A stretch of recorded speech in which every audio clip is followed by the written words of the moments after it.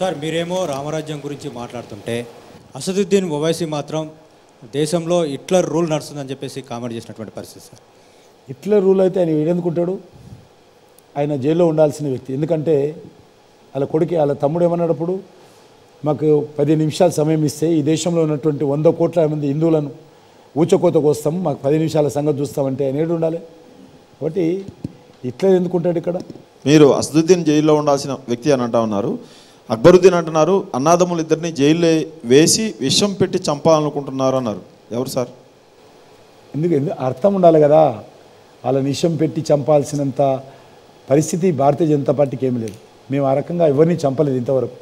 మేము విషం పెట్టి చంపేటువంటి ప్రభుత్వం అదే కాదు. ఏదైనా ఉందా? ఎవరైనా చంపామా విషం పెట్టి? మేము ఎవరైనా ఇప్పటివరకు ఎక్కడైనా చంపామా? ఇప్పటివరకు ఎప్పుడు కూడా అలాంటి ఆరోపణ చేయలేదు. మీరు మాధవి లత అనే ఆమెను తీసుకెళ్ళి హైదరాబాద్లో పోటీ పెట్టిన తర్వాత నుంచి పార్టీ ఇష్టం ఎవరైనా పోటీ పడుతుంది. ఆయన ఎవరు అడగడానికి? ఆమె ఒక సిటిజన్ కదా.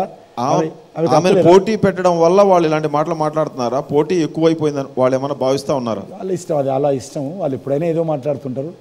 వాళ్ళ మాటలకు కూడా జవాబు చెప్పాల్సిన అవసరం లేదని అనుకుంటాను. హైదరాబాద్ గెలవగలుగుతారా ఈసారి?